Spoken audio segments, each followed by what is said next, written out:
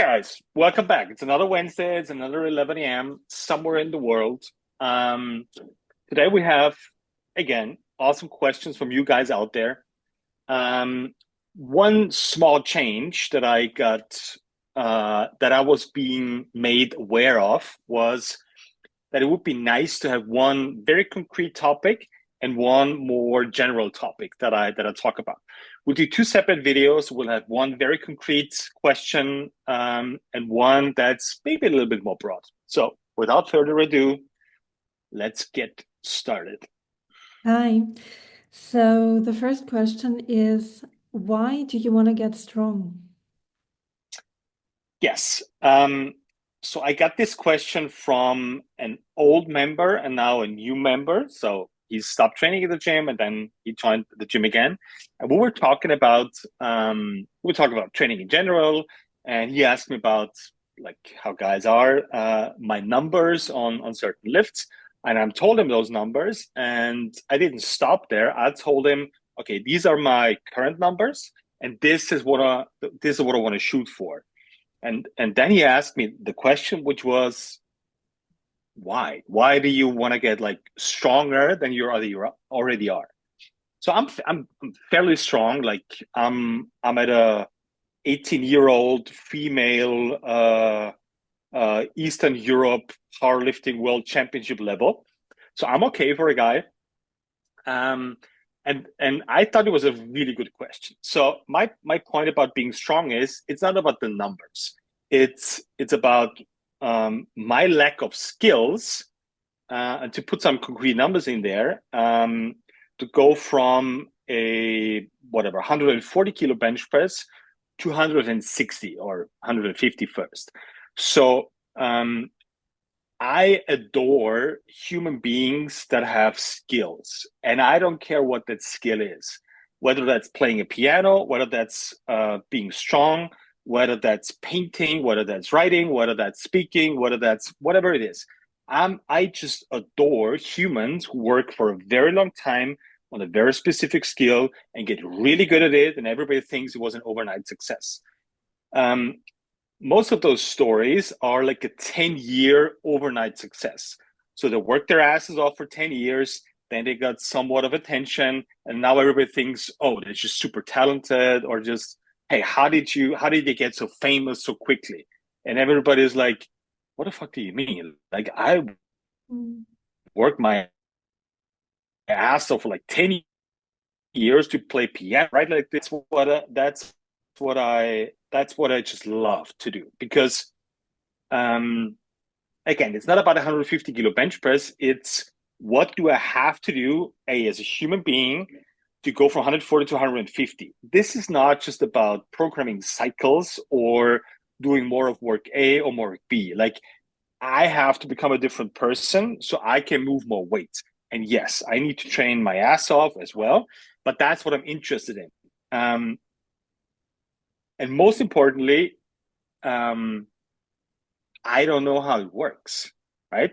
So this is, in principle, I know how it's going to work, but I have never done this, obviously, because my bench press is now 140 and I want to have 150. So how can I know how I reach 150? Me as a person. I've coached people to 150 kilo bench press, yes, but that wasn't me. So that's what I'm really interested in.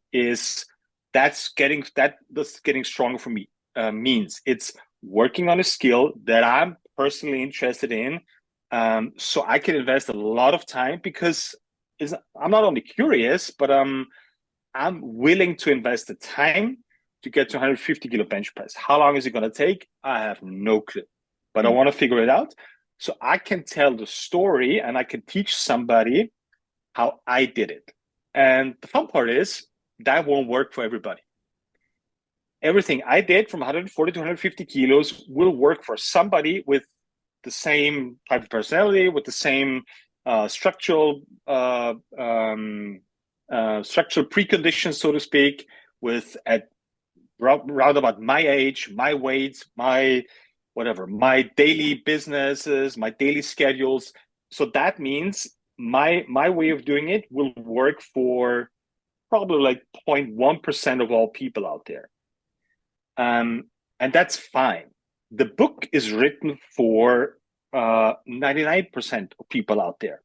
And that's why I cannot put my training program in the book. There's examples of how I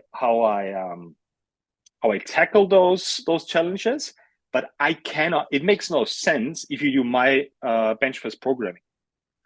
80% of it maybe would make sense for you, so you will still benefit of it. Don't get me wrong, but there's still 20-25%. It's a random number left that you need to figure out.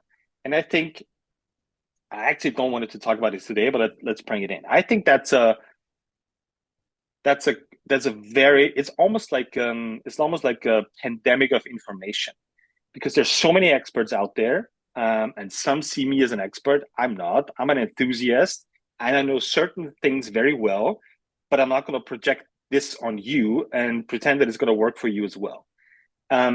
So there's like 10 experts out there how to make your bench press better, and all of them are right. Right? The same that I will be right about getting me from 140 kilos to 150 kilos. That is the truth for me. And that's what I can say about being an expert. I'm an expert in training myself from 140 to 150 kilos. I'm an expert in getting people from 0 push-ups to 5 or 10 push-ups because I've done this like hundreds of times.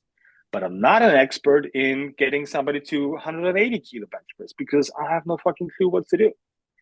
I have principles in place that will cover a lot of stuff, but I literally don't know what to do with you after 140 kilos.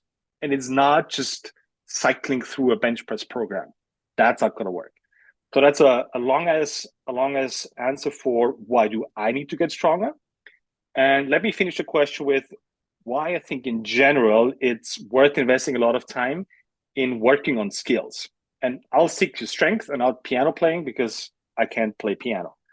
I think it's worth working on it because it's hard to get and you cannot fake it. That means there's a lot of things nowadays that you can pretend to be good at. You can pretend to be good at social media. You can pretend to have a marketing agency. You can pretend to be ABCD. You can pretend to own a Lamborghini because you just take a picture in front of a rented one.